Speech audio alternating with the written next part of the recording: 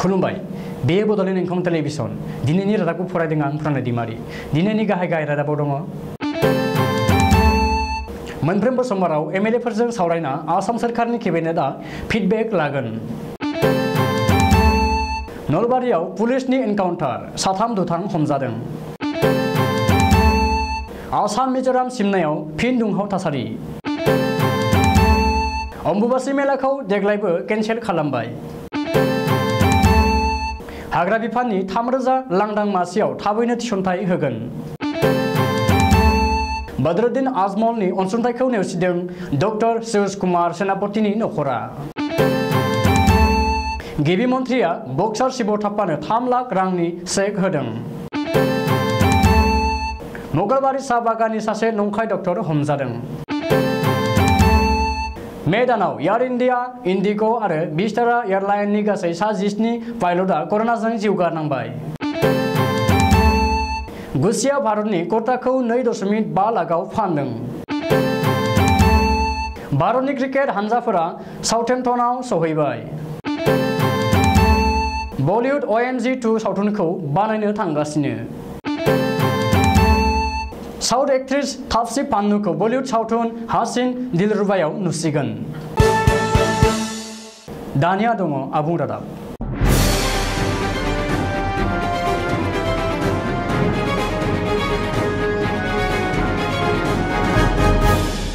फैबाय थानाय समाव आसामाव साबसिन जौगाथायनि खामानि मावनो आरो रायजो राजाफोरनि जेंना जेंगोनाखौ मिथिनो थाखाय आसाम सरकारा गोदान बिथांखि लादों बे बिथांखि बादियै मोनफ्रोम समबाराव खुंथाय गोहो आरो हेंथा दोलोनि गासैबो एमएलएफोरा रायजो राजाफोरजों जेंना जेंगोनानि सायाव सावरायगोन आरो बुधबारखालि केबिनेट मन्थ्रिफोरा बेनि फिडबेक लागोन गाहाय मन्थ्रि नरेन्द्र मोदीनि बिथोन बादियै आसाम सरकारा बे बिथांखिखौ लादों होननानै खौरांगिरि मेलाव फोसावदों गिबि मन्थ्रि डक्टर हिमन्त बिश्व शर्माया गिबि मन्थ्रिया फोरमायनाय बादिब्ला गावनि केबिनेटनि साफ्रोमबो मन्थ्रिफोरजों लोगोसे खुंथाय गोहोनि आरो हेंथा दोलोनि जयै सा-8 एमएलएफोरखौ फोनांजाबना खामानि मावनाय जागोन केबिनेट मन्थ्रिफोरा जायगानि एमएलएफोरजों सावरायनानै रायजो राजाफोरनि जेंना जेंगोनाफोरनि बागै मोनफ्रोम समबारखालि फिडबेक लागोन आरो मोनफ्रोम बुधबारखालिनि केबिनेट जथुमाव बेनि बागै सावरायना सुस्रांनो नाजागोन होननानै गिबि मन्थ्रिया खौरांगिरि मेलाव बुंथिदों नलबारि जिल्लानि बालामुकुसियाव पुलिसा दिनै फुङाव मोनसे एनकाउन्टार खालामना 3 दुथांफोरखौ हमनो हायो हमजानाय 3 दुथांफोरखौ मोसौ खावनाय ड्राग्स आरो गुबुन गुबुन आयेन बेरेखा हाबाफोरजों लोब्बा थानाय आबु बक्कर बिजु आहमेद आरो रुबुल हुसैन होननानै सिनायथिदों पुलिसनि सुलुङाव फोरमायथिनाय बादिब्ला नलबारि आरो गग्रापार पुलिसा दिनै बालामुकुसियाव ड्राग्सनि हेंथायै जथाय अपारेसन खालामो जेराव दुथांफोरजों मोगा-मोगि गावलायनाय जायो बे मोगा-मोगि गावलायनायाव गुलिना जानाय 3 दुथांफोरखौ पुलिसा हमनो हायो आरो हाथियार बोखांनो हायो नाथाय 3 दुथांफोरा जाथायसालिनिफ्राय खारखोमालांनो हायो बबेखानि पुलिसा हमनो हानाय सासे दुथां आबु बक्कर सिद्दिकीआ पुलिसजों नागिरजानाय सासे वान्टेड क्रिमिनेल आरो गोलाव समनिफ्रायनो मोसौ खावनाय ड्राग्स फाननाय आरो गुबुन गुबुन आयेन बेरेखा हाबाफोरजों लोब्बा दं होननानै आसामनि DGP भास्कर जयति महन्तआ बुंदों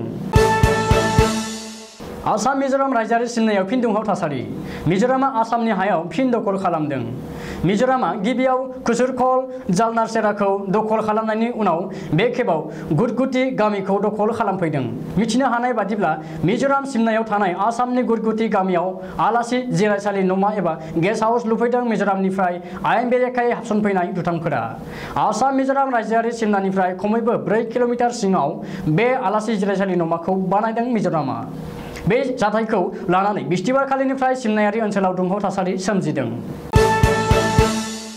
गोहोनि बिमा कामाख्या थानसालियाव बोसोरफ्रोमबो गाजा गोमजायै खुंबोनाय अम्बुबासि मेलाखौ देग्लायबो केन्सेल खालामबाय आथिखालनि कर'ना भाइरासनि थासारिखौ नोजोर होनानै देग्लायबो अम्बुबासि मेला खुंनायखौ केन्सेल खालामनो गोनां जादों मेला कमिटिया कामाख्या थानसालि सामलाय आफादा मोनसे प्रेस बिबुंसारनि गेजेरजों देग्लायनि अम्बुबासि मेलाखौ केन्सेल खालामनायनि बागै मिथिहोदों मख'नो गोनांदि कर'ना भाइरासनि गिख्रंथाव साग्लोबनायनि थाखाय थांनाय बोसोरावबो कामाख्या थानसालिनि अम्बुबासि मेलाखौ खुंफुंनो हानाय जायाखैमोन आरो बे एखे थासारियावनो देग्लायबो दङ रिपर्ट बादिब्ला आथिखाल थासारिनि थाखाय अम्बुबासि मेलानि समाव गासैबो सिबियारि आरो दावबायारिफोरनि थाखाय कामाख्या थानसालिया बन्द थागोन नाथाय कोविडनि नेमखान्थिनि गेजेरजों मन्दिर सिङाव अम्बुबासिखौ फालिनाय जागोन बबेखानि कर'ना भाइरासनि थासारिनि थाखाय थांनाय एप्रिल दाननिफ्रायनो सिबियारिफोरनि थाखाय कामाख्या थानसालिखौ बन्द खालामनाय जादों आरो बेखौ फैगौ 30 जुन खालारसिम फोलावदेरनाय जाबाय होननानै मिथिनो हादों। आसामनि हाग्रा बिफानाव लांदां जाना थानाय 3,000 मासिफोराव थाबैनो थिसनथाइ होगोन। रायजो सोरखारा 1 लाख लाइमोनफोरनो साख्रि होनाय बिथांखिनि सिङावनो हाग्रा बिफानाव थिसनथाइ होगोन होननानै रोखा खालामदों हाग्रा बिफाननि मन्थ्रि परिमल शुक्लबैद्यआ। हाग्रा बिफाननि मन्थ्रिया फोरमायथिनाय बादिब्ला थांनाय बोसोराव हाग्रा बिफाना 1,250 मासिनि थाखाय फोसावथाइ होदोंमोन आरो बै मासिफोरखौबो आबुं खालामनाय जागोन। बबेखानि गिबि मन्थ्रिनि बिथोन बादियै हाग्रा बिफानाव लांदां जानाय थानाय 3,000 मासिफोरखौ थि खालामनानै राङारि बिफाननो दैथायहरबाय होननानैबो मन्थ्रिया बुंथियो। हजाइ जिल्लानि उदालियाव डक्टर सेउस कुमार सेनापतिनि सायाव हानजायारि गाग्लोबनायखौ सोंखारिदों एआइयुडिएफनि गाहाय आरो धुबुरीनि एमपि बदरुद्दिन आजमलाबो। बेजों लोगोसेनो डक्टर सेउस सेनापतिखौ फाहामथाय होनो थाखाय आजमला 1 लाख रां अनसुंथाइ फोसावदों। नाथाय आजमलनि बे अनसुंथाइखौ थारला नेवसिगारदों डक्टर सेउस कुमार सेनापतिनि नखरा। रिपर्ट बादिब्ला आजमलनि 1 लाख रां अनसुंथाइ होनायखौ आजावना लानो गोनांथि जायाखै होननानै डक्टर सेनापतिनि नखरनि सोद्रोमाफोरा सुलुङाव बुंदों आरो दायनिगिरिफोरखौ गोख्रों साजा होनो थाखाय दाबि खालामदों। मख'नो गोनांदि देहा फाहामसालियावनो दुथांफोरजों हानजायारि गाग्लोबजानाय डक्टर सेउस कुमार सेनापतिखौ गुवाहाटी मेडिकेल कलेज देहा फाहामसालियाव फाहामथाय होगासिनो थानाय जादों। आसामनि मुंदांखा इन्टारनेशनेल बक्सार शिव थाप्पाया दिनै गिबि मन्थ्रि डक्टर हिमन्त बिश्व शर्माखौ लोगो हमदों। दुबाइआव खुंनाय एशियान बक्सिं चेम्पियनशिपआव सिलभार मेडेल देरहाना फैनाय उनावनो शिव थाप्पाया दिनै गिबि मन्थ्रिखौ लोगो हमफैयो। ओरैहाय एशियान बक्सिं चेम्पियनशिपआव सिलभार मेडेल देरहानानै भारत हादरजों लोगोसे आसामनि मुंखौबो गोग्गानाय लाबोनायनि थाखाय गिबि मन्थ्रिया गोजोननायजों बक्सार शिव थाप्पानो 3 लाख रां चेक गथायो। बबेखानि शिव थाप्पाया दिनै गिबि मन्थ्रिखौ लोगो हमनाय बुब्लियाव आसामनि गेलेमु बिफाननि मन्थ्रि बिमल बरायाबो दंमोन होननानै मिथिनो हादों। 3 जुन थामहिनबा बिस्तिबार खालि डिब्रुगड़ जिल्लायाव थानाय मकरबारि साहा बागानाव सासे नंखाय डाक्टर आसाम पुलिसा हमदों। रिपर्टनि फोरमायनाय बादिब्ला नंखाय डाक्टरखौ 37 बोसोर बैसोनि सिमन नाग होनना बुंनाय जादों। सिमन नागआ कर्नाटकनि डक्टर स्टेफेन एन्टनीनि आइडिखौ खावनानै 2018 मायथाइनिफ्रायनो मकरबारि साहा बागाननि देहा फाहामसालियाव अफिसारनि खामानि मावबाय दंमोन। मिथिनानै मोननाय बादिब्ला डक्टर स्टेफेन एन्टनीआ 2009 मायथाइयाव सिंगापुरनि बेरियस हस्पिटालाव साख्रि मोनदोंमोन। थांनाय मे दानाव कर'ना भाइरासनि गाग्लोबनायाव एयार इन्डिया, इन्डिग' आरो विस्टारा एयारलाइननि गासै 17 पाइलटफोरनि जिउ खहा जाबाय। एर'प्लेन एरियानि फोरमायनाय बादिब्ला इन्डिग'नि गासै 10 पाइलट आरो विस्टारानि गासै 2 पाइलटफोरा कर'नाजों जिउ खहा जाबाय। गुबुन फारसेथिं एयार इन्डियानि फोरमायनाय बादिब्ला 5 सिनियर पाइलटफोर कर'नानि जोहै जिउ गारनांबाय। बे 5 सिनियर पाइलटफोरखौ केप्टेन हर्ष तिवारी, केप्टेन जीपीए गल, केप्टेन प्रसाद कर्माकर, केप्टेन सन्दीप राणा आरो केप्टेन जमितेश प्रसाद होननानै मिथिनाय जादों। रिपर्टनि फोरमायनाय बादिब्ला इटालियाव थानाय इन्डियान लाक्जारि फेशन श' गुच्चिआ मैया भारतनि मोनसे कुर्ताखौ 2.5 लाखआव फानदों। गोबां राङाव गुच्चिनि बेबादि फाननायखौ गोबां भारतारि सुबुंफोरा साबजानाय मोनाखै।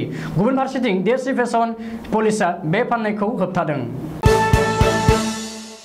भारतनि क्रिकेट हानजाया इंलेन्डआव जानो गोनां वर्ल्ड टेस्ट चेम्पियनशिप फाइनालनि थाखाय साउथेम्पटननि हेम्पाशायर बोलाव सौहैबाय। ओरैहाय भारतनि आइजो क्रिकेट हानजायाबो इंलेन्डनि हेंथायै वान अफ टेस्ट बादायनो इंलेन्डसिम सौहैबाय। बिथांमोना दायो आईसीसी आरो बीसीसीआईआ होखानाय नेमखान्थि बादियै हेल्टननि एजिस बोल हटेलाव क्वारेन्टाइनआव थांनांदों। मुंख'नो गोनांदि वर्ल्ड टेस्ट चेम्पियनशिप फाइनाल बादायलायनाया 4 जुन दाननि 11 अक्ट'निफ्राय लानानै 23 जुनसिमहालागै गेलेगोन। उमेश शुक्लानि दैदेननायाव 2012 मायथाइयाव अक्षय कुमार परेश रावालनि OMG सावथुना ओंखारदोंमोन। दायो आसियान भारतनि प्रडिउसाव OMG 2 सावथुनखौ बानायनो थांगासिनो। बबेखानि दासिम मेकार्सफोरा बे सावथुननि डाइरेक्टरनि मुंखौ फोरमायथ'वाखै। पिंपिलानि रिपर्टनि बादिब्ला OMG 2 सावथुनाव अक्षयजों लोगोसे पंकज त्रिपाठीखौबो मैखोम आखुआव नुनो मोनगोन। नाथाय परेश रावालखौ OMG 2 आव नुनो मोननाय नङा होननानै बुंनाय जादों। साउथ एक्ट्रेस तापसी पान्नुआ गिबि 2013 मायथाइयाव बलिउड सावथुन साजमें बेदरनि जोहै बलिउडआव आगान होजेनो। बेनि अनगायै गुबुन गुबुन बलिउड सावथुनाव तापसी पान्नुआ फाव खालामखांबाय। दायो बिनिल मेथेवनि दैदेननायाव ओंखारनो गोनां सावथुन हासिन दिलरुबायाव नुनो मोनसिगोन। रिपर्टनि फोरमायनाय बादिब्ला बे सावथुनाव तापसीनि अनगायै विक्रान्त मेसाई आरो हर्ष वर्धन रानीखौबो मैखोम आखुआव नुनो मोनगोन। मख'नो गोनांदि बे सावथुननि रिलिज खालारखौ थि खालामनाय जाबाय।